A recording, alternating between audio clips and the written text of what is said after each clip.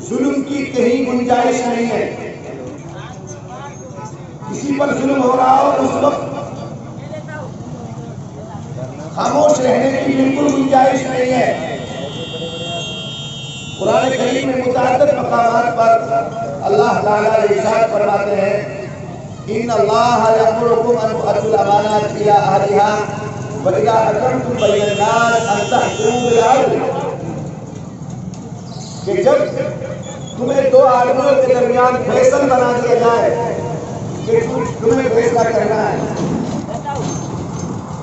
آپس میں جھگڑا تھا، تمہیں فیصل بنا دیا گیا، اب تمہاری یہ ذمہ داری بن گئی ہے. اب تم یہ نہ دیکھو کہ سامنے والا میری پارٹی کا ہے، سامنے والے سے میرا تعلق ہے، یہ میرے خاندان سے ہے. اب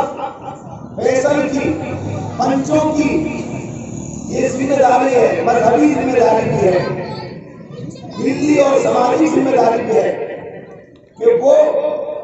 ایویڈنس اور ثبوت کی بنیاد پر، حقائق کی بنیاد پر، سچائی کی بنیاد پر امانت داری اور دیانت داری کے ساتھ، انصاف کے ساتھ فیصلہ کریں، غیر جانبداری کے ساتھ فیصلہ کریں. سامنے والا کتنا ہی امیر ہے، سامنے والے سے آپ کو بہت سے فائدوں کی امید ہے، لیکن اگر وہ غلطی پر ہے، ہم اس مذہب کو ماننے والے ہیں. پیارے آقا محمد صلی اللہ علیہ وسلم نے ارشاد فرمایا کہ اسلام کے اندر چوری کرنا یہ جرم ہے، اور چوری کرنے والے کی سزا اس کے دونوں ہاتھوں کو کاٹنا ہے. میرے آپ کے پیارے آقا محمد صلی اللہ علیہ وسلم نے فرمایا اگر محمد کی بیٹی فاطمہ وہ بھی چوری کرے تو محمد اس کی بھی رعایت نہیں کرے گا کہ یہ محمد کی بیٹی ہے، بلکہ چوری کی سزا اس کو دی جائے گی اور محمد اپنی بیٹی کے ہاتھ کاٹنے کا حکم دے گا. یہ اسلام ہے، یہ اسلام کا نظام ہے. اور ایسا ہوا ہے کہ جب اسلامی عدالت میں، اسلامی کورٹ میں معاملہ مسلم اور غیر مسلم کا پہنچتا ہے، ایک طرف مسلمان ہے، دوسری طرف غیر مسلم ہے، تو وہاں جج جو ہوتے وہ اس بات کی وہ رعایت نہیں کرتے کہ معاملہ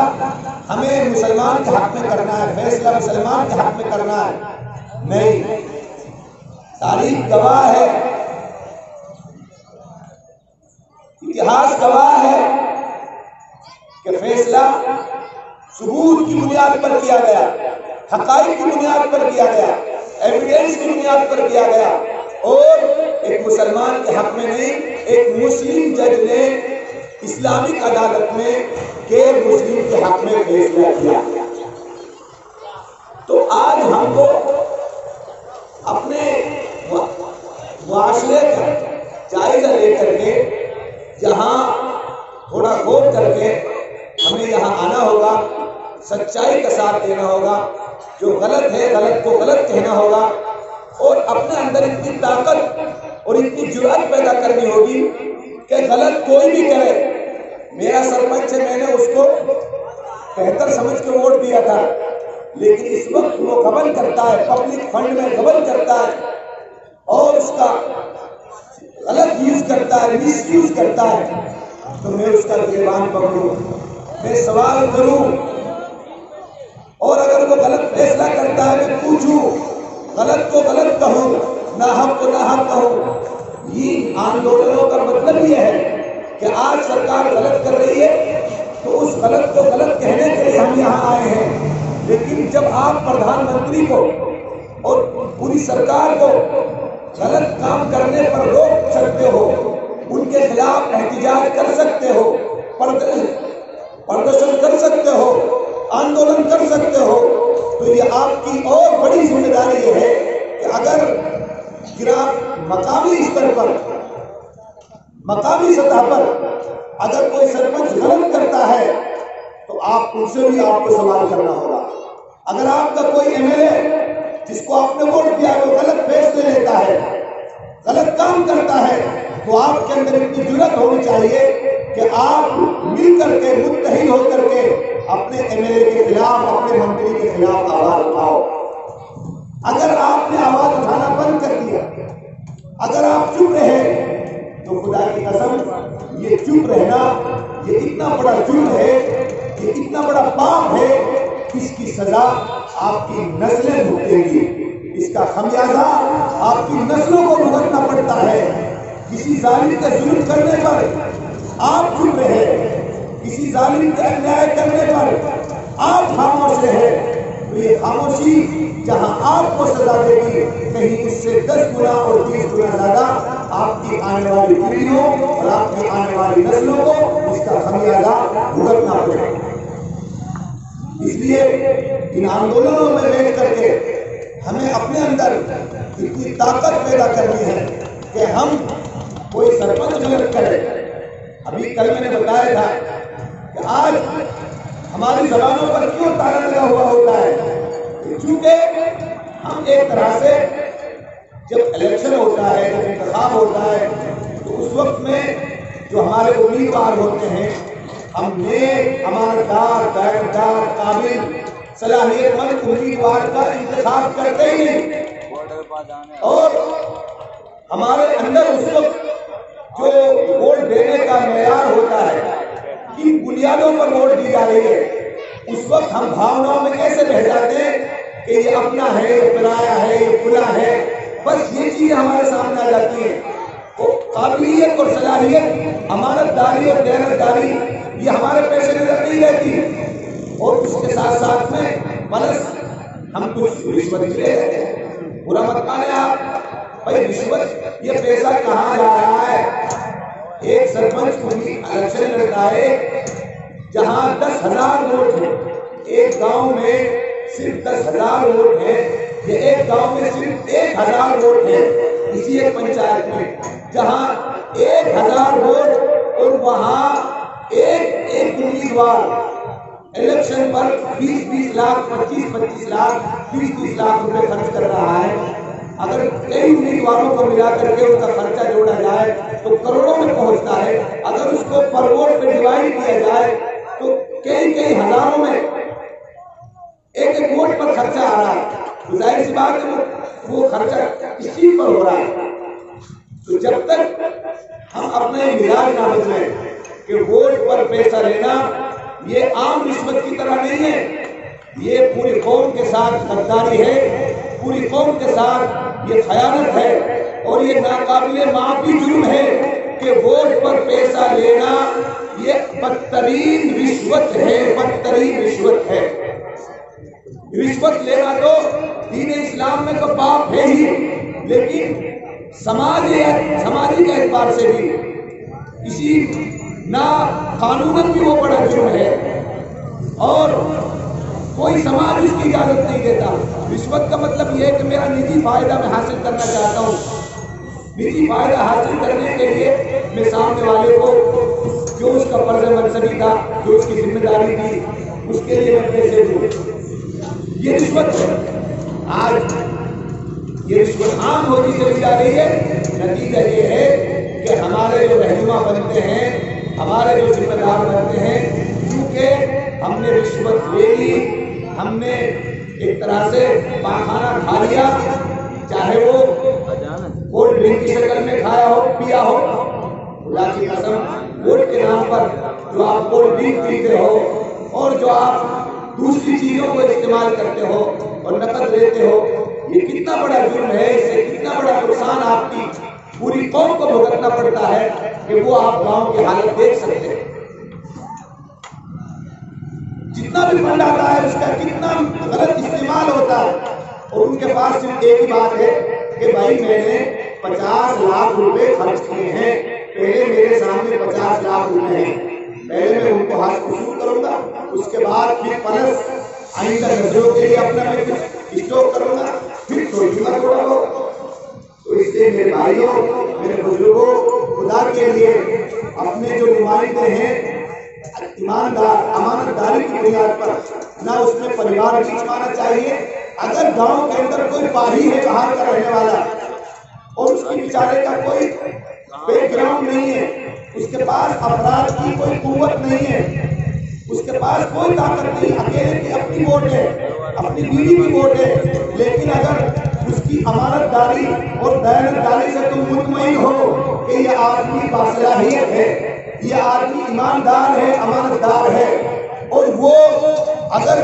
اس کو اپنا نمائندہ ہم بنائیں جو قوم کا بھلا ہو سکتا ہے، تو پورے گاؤں کا یہ فرض بنتا ہے، چاہے پورا گاؤں دو پریواروں میں بٹا ہوا ہو، اس پاہی کو ووٹ دے کر، اس کو جتا کر، اس کو کامیاب بنا کر قوم کے بھلے کا فیصلہ کریں۔ یہ مزاج اپنا بنانا ہوگا۔ اگر کوئی میو سے ہٹ کر کے ایک دوسرا کوئی عام آدمی، چاہے پاہی ہے، چاہے وہ کسی اور برادری سے تعلق رکھتا ہے، اس کی کاشت، چاہے وہ صدقہ ہے، منہیار ہے، لوہار ہے یا کوئی اور ہے،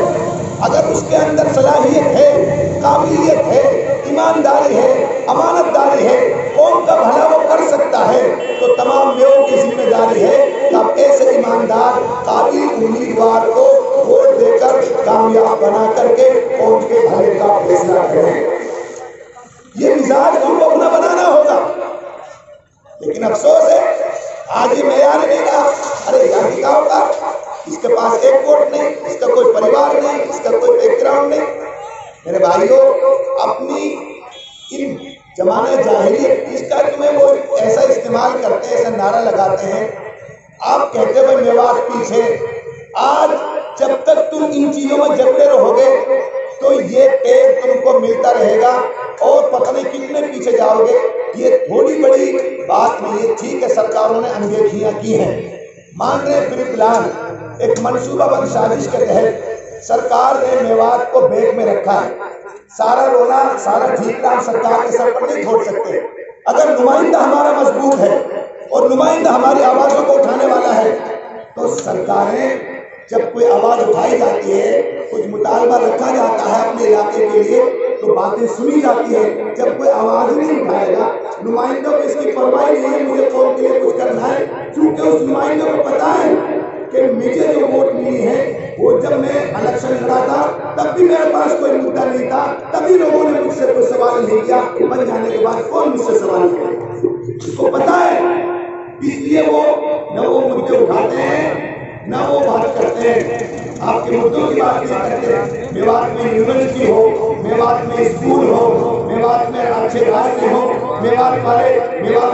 پانی کا نظر ہو، اس طرح کی باتوں کو لے کر کوئی نمائندہ آپ کے بیچ میں آتا ہی نہیں۔ اتر لوگ کہہ بس آ کے پائے چھلک لوگ تہاروں میں سنگاری آبائے تہاروں میں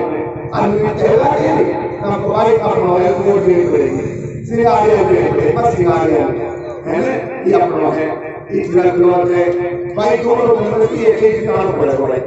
الگ سلیس کا ہوتا ہے دونوں دور سے دیوروں چھلک لوگ دور سے دوروں یہ چل رہا ہے۔ یہ تو اور ابھی تو تم نیتی آیوگ کی رپورٹ کے مطابق میوات سب سے پچھڑا گیا ہے۔ ابھی تو اگر اور سروے کی جائے تو تم تو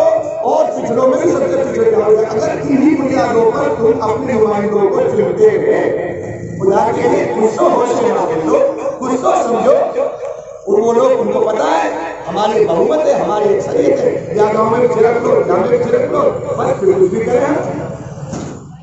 حیرت کی بات، قابلیت امانت داری کوئی چیز ہی نہیں رہی، بس یہی بات اتنا بڑا بھائی چارہ ہو گیا تمہارا، اس کے لیے بس تم نااہل کو اپنا امیدوار اپنا رہنما بنا لو، اور پھر ضرورت پڑتی ہے قوم کو پھر وہ کہاں رہتے ہیں۔ ان کو پتا ہے کہ قوم جب ہمارے جذباتی نعروں میں بہ جائے گی، ہم جذباتی بھاوناؤں میں ان کا استعمال کر لیں گے، ان کو سب پتا ہے، اس لیے وہ نظر نہیں آتے، اس لیے ضرورت کے وقت وہ آپ کے سامنے نہیں آتے۔ اس لیے یہ محنت آپ کو کرنی ہوگی، گاؤں گاؤں گھر گھر کہ ہمارا جو امیدوار ہو، ہم چاہے سرپنچی کا پنچ سے لے کر ہم ایسے پنچ کو چنیں گے جس کے اندر صلاحیت امانت داری، بس سیدھی سی بات ہے۔ اب کوئی بھی آدمی صلاحیت کی بنیاد پر ہم سے ووٹ مانگے، ہم سب کو دیں گے، اس میں بات کیا کریں گے؟ میوات کی زندگی پر وہ چور ڈاکو اچک کے وہ ہمارا رہنما، وہ ہمارا رہبر، پھر پورے 5 سال ہمارے ساتھ واسطے ہیں اور ضرورت کے وقت میں ہمارا ساتھ چھوڑ دیتے ہیں جب ہمیں ان کی ضرورت پڑتی ہے۔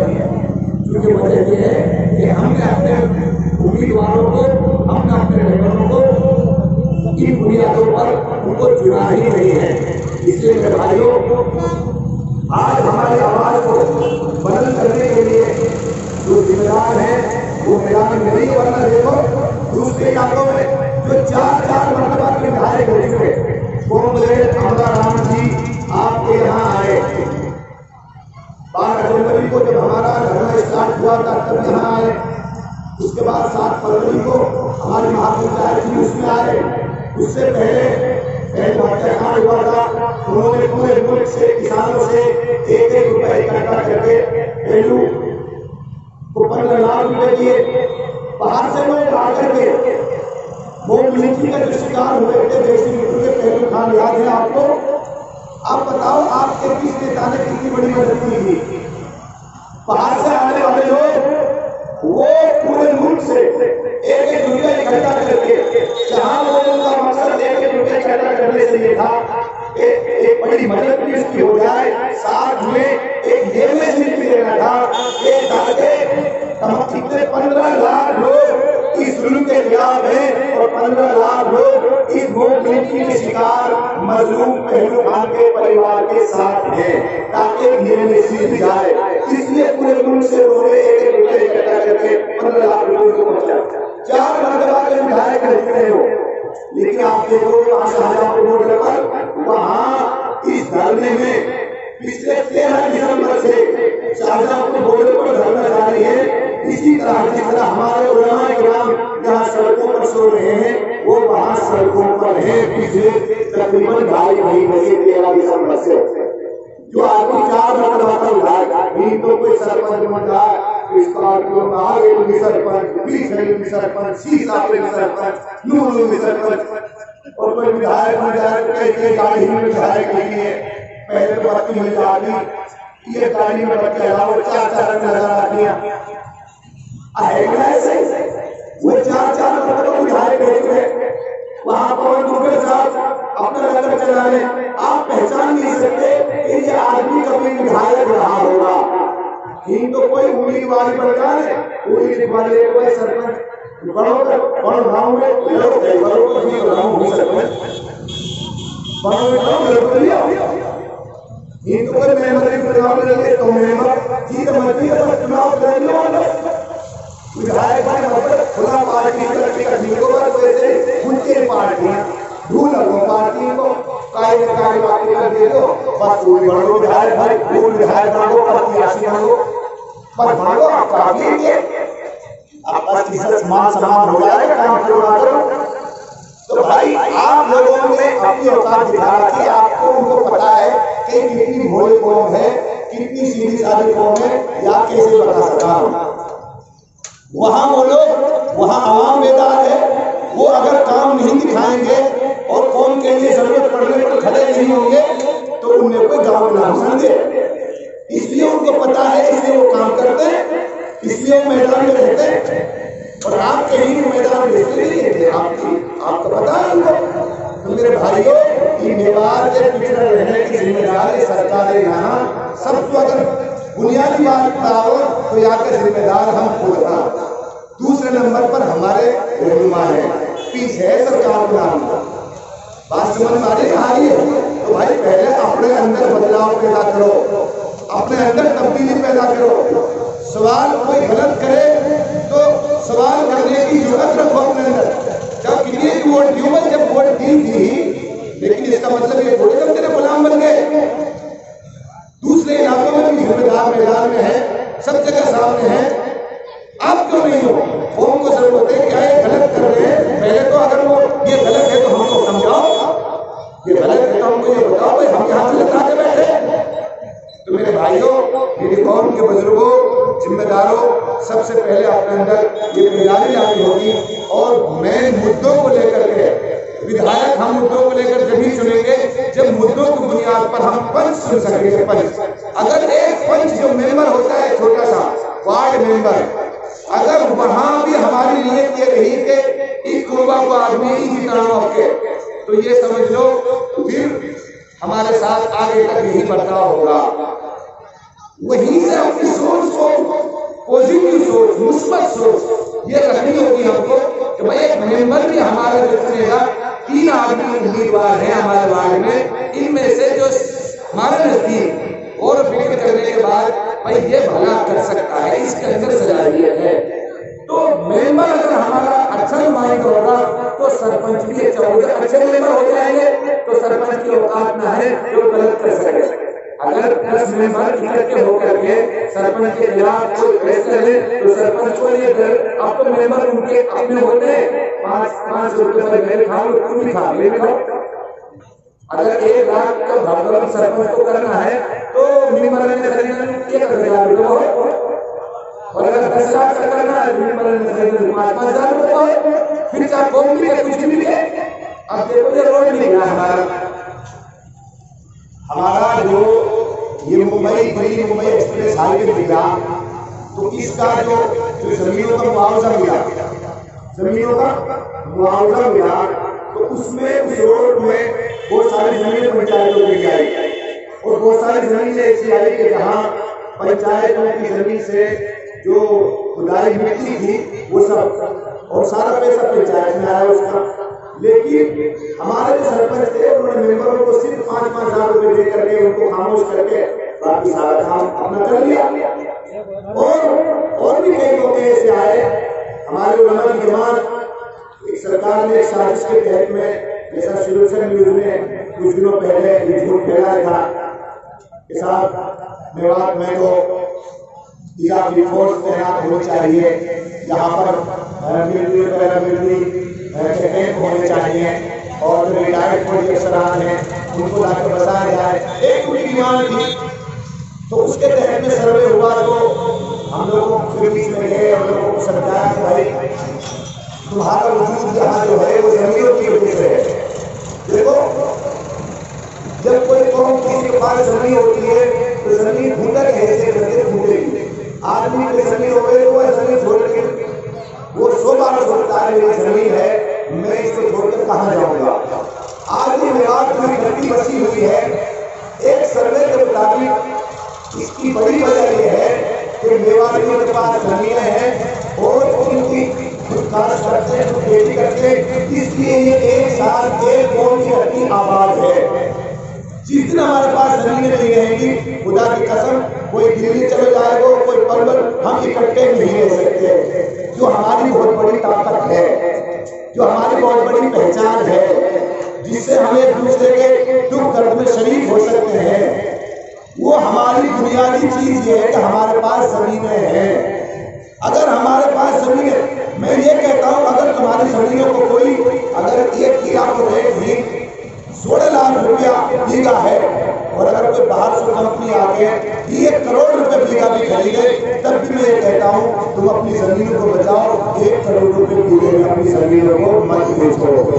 کیونکہ جب تک تمہاری زمینیں ہیں ان زمینوں سے تمہارا وجود وابستہ ہے، تمہارا وجود وابستہ ہے۔ یہ زمینیں رہیں گی تو تم بچو